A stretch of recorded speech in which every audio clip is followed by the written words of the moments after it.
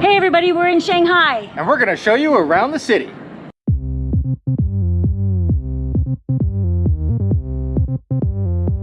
We have arrived in Shanghai and it is just as impressive as it was the first time we were here. I think the skyline has grown even more. If that's even possible, I'd have to agree. Looks beautiful at night though. The Bund is a 1.5-kilometer stretch of waterfront property running along the western bank of the Huangpu River. Historic colonial buildings line the streets dating back to the early 1900s. They housed many financial institutions and consulates at the time. This stretch along the Bund is known as the Museum of Architecture. Well, if you're going to walk along the Bund, definitely the time to do it is at night. It's just all of the buildings are lit up. It's an incredible skyline, and this is really the chance to see it in all its glory. 2 decades ago, Pudong was nothing but farmland, but today it houses some of the highest and most unique skyscrapers on Earth. The Bund is definitely the best view of this spectacular display of lights. So it's a pretty impressive light show on both sides of the river. On the old colonial buildings, they've been lighting them up, and I think actually this one is a little more impressive because they have a whole pattern going on. So yeah, it's beautiful on either side. Well, this is obviously the best view of the Shanghai skyline over here on the Bund because it is definitely the busiest. I'd say it's like 20 people deep. There's no way we're getting to the front. We're just gonna keep on walking, but wow, it is gorgeous.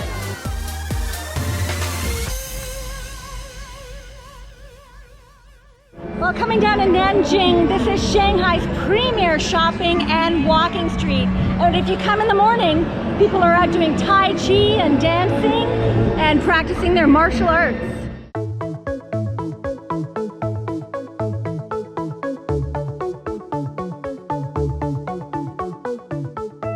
One of the things I really love about Shanghai is how they've kept all the colonial architecture mixed in with modern. It's a very cool city and everything is just on a huge scale.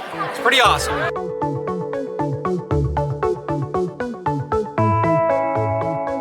Nanjing Road is so long, it has a trolley that can take you down, and it's only 5 yuan per person. So it's highly worth it if you're tired to take a ride. Well, it's a very different scene at night here in Nanjing on the walking street. In the day you have, well, early in the morning you have Tai Chi and dancing.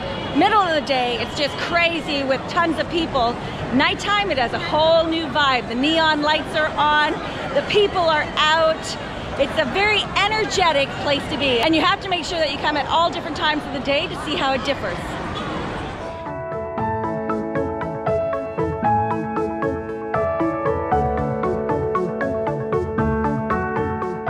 Well, we are certainly getting a lot of different views of the Shanghai Tower and all of the skyscrapers on the Pudong area, and you just can't get enough of it. So this is a nice elevated walkway between the IFC mall and all of the skyscrapers, and you really get a great view. You're just surrounded by all of the really cool skyline of Shanghai. This is the way it should be. You have an above walkway like this, doesn't interfere with any traffic, and you can have as many people up here as you want. I think Toronto needs to adopt this. Definitely. So we're on our way to the Jin Mao Tower. There's a great lookout on the 88th floor, so that's what we're going to head up to now.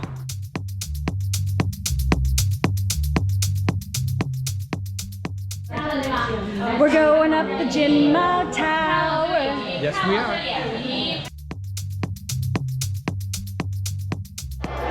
So this tower is one of the more popular sightseeing because you get a free ticket if you're on the hop-on, hop-off tour buses. But, you know, Dave and I wanted to come up here because we really like the inside view, which is pretty Art Deco. But it is loud and a little bit annoying up here. There are several observation decks to view the Shanghai skyline. The Shanghai Tower is the latest and often considered the best as it's the second tallest building in the world. The Shanghai World Financial Center is famous for its bottle opener design, and it has a glass floor walkway. You can also go up the Oriental Pearl Tower. And the Jin Mao Tower offers not only 360-degree views, but if you are adventurous, you can go outside on the skywalk. But our favorite view was from the Ritz Carlton patio bar. Well, you must come up to the top of the Ritz Carlton, to the bar on the 58th floor. It has one of the best views. You can have a cocktail and overlook the Shanghai Tower. Cheers. I would have to say that with all of the views that are in Shanghai, I think it has the best view. Not only have a drink, enjoy a drink, but have a great view like the one behind me of the Pearl Tower. Pretty amazing. I think it's better than the lookout we were at yesterday. So it's about 20 bucks for a glass of wine up here. It's worth it in my opinion, and you get to go outside. Yeah, even better.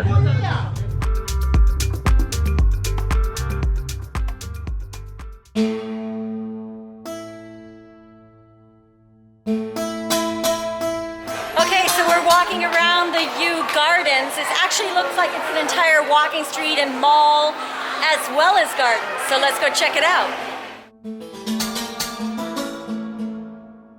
The Yuan Garden is a classic Chinese garden dating back to the Ming Dynasty. Located in the old city, it is surrounded by a traditional Chinese bazaar where you can buy souvenirs, sip on coffee, or try some of Shanghai's famous dumplings. Shanghai is famous for its dumplings, so when you're here you have to try some. They're easy, you can get them anywhere. Yummy! Well, Yang's Dumpling is where you can get yourself a really good authentic dumpling. Yang's Dumplings is a popular dumpling chain in Shanghai and around China. It's one of the easiest places for foreigners to order dumplings, and you should give it a try. Yum, I'm ready.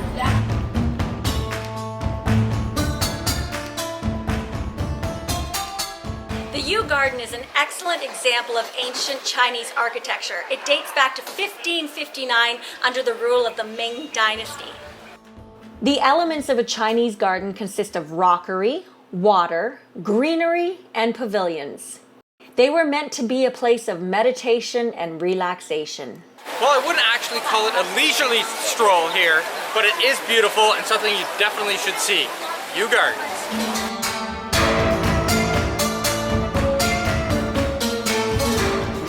We're going to the Jingan Temple, and it's going to be pretty cool. I'm looking forward to it. There's lots of great temples here in Shanghai.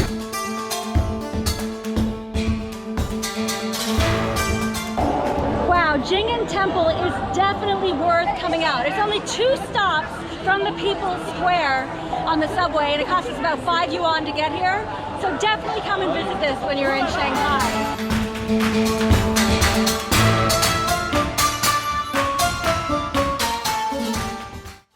Jing'an Temple definitely reminds me of Lama Temple in Beijing. It's full of locals who are burning incense and throwing money, and now we're going to go up to the temple.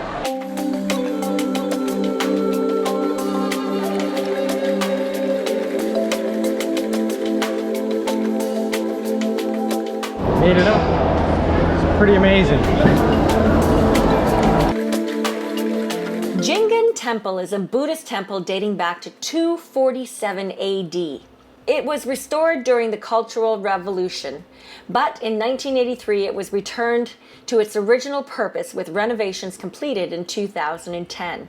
The main hall houses the largest sitting jade Buddha in all of China. You can walk through the halls and take in the atmosphere freely when visiting, and locals will give you a warm welcome. So everyone's trying to get their coins inside the urn, and I'm telling you, everyone has pretty bad aim.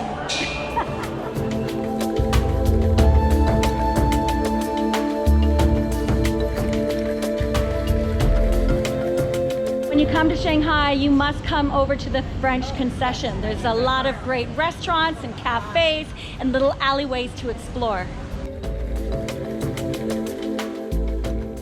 The French Concession is a quiet district with tree-lined streets and European-style cafes and villas.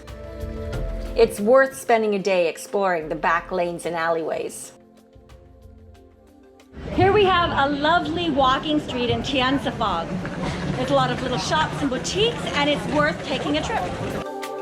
Tianza Fang is a fashion district within the French Concession filled with old, narrow alleyways selling street food, souvenirs, and boutique fashions. It has a funky, modern vibe blending with history and tradition.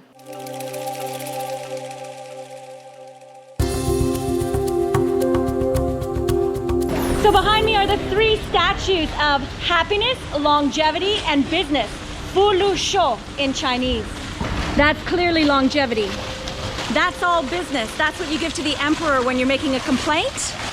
And this is the statue of happiness. A popular spot for expats, the French Concession is a lovely escape from the hustle and bustle of a chaotic Shanghai. So it's really easy to take the subway here in Shanghai. You just grab your tickets at this machine. You have to know where you're going though, that's the key. So you got this big map here. Where are you gonna go? We know we're going line 2. Cool, that's where we're gonna go. And then to our stop, tells you the fare. 2 people, throw in your money and you're good to go. And it's really reasonable, and make sure that you carry small change because you'll get it back in coins. Taking the subway is one of the fastest and easiest ways to get around Shanghai. Now we need to find our side, east to Shenyang or to the airport. So after you've got your ticket, come down here and make sure you get the right side that you're going to. We know that this side, just by looking on the map, is Le Joisy. I think that's what it's called, but we're going to the other side, so we know we're going this way.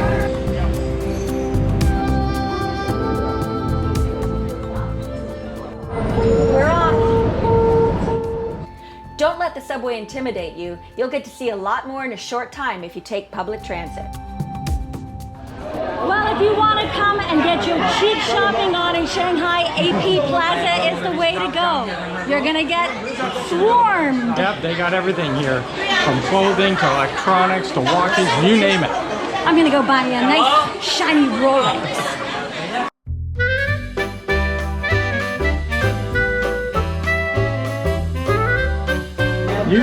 You can get everything here at the AP market. You have, shirts, clothes, suitcases, bags, watches, electronics, you name it, they got it here.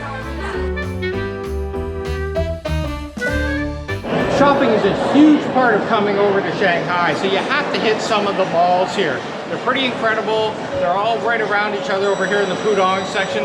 It's worth it to spend a little dough while you're here.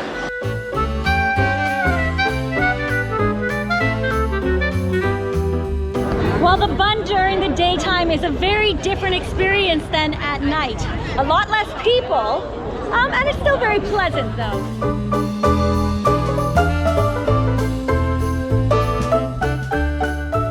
So behind me is Lover's Wall. This was a very popular place for date night in the previous generation here in Shanghai, so they've dedicated this wall to all of the lovers out there. When exploring the Bund, be sure to stop in the Pudong Development Bank to view the beautiful mosaic ceiling. The neoclassical building's interior is decorated with marble imported from Italy, and it has a dome mosaic depicting the 12 signs of the zodiac. During the Revolution, they were covered with stucco, but in 1997, renovations uncovered the beautiful works of art. So there's a nice little area called the People's Park and the People's Square that you can walk through. And it's a place where a lot of artists and the galleries are, and the museum, and you have also the opera and the theater. So it's a nice area that's just off of Nanjing Road.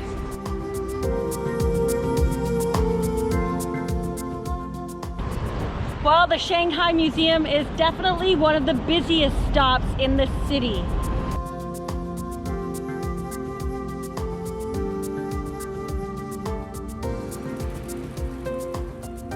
So we always find one of the best ways to get around when we feel overwhelmed, because Shanghai is so overwhelming, is to get on a hop-on, hop-off tour bus. So that's what we're going to do right now. We're just going to go around the city and get off at all of the major sites. This is the best way to get around the city for an economical cost. Yeah, it cost us only 80 yuan, which is less than 20 bucks, and it stops at all of the major sites. So I think we're gonna get to see a lot when you only have a short time. Exactly, it's perfect for that. Shanghai is an amazing city to visit. The skyline is one of the best in the world, and the history and culture are interesting to explore. We hope you enjoyed this tour of the city, and if you did, make sure to subscribe to our channel and ring the bell for updates. We put up a new travel video each week.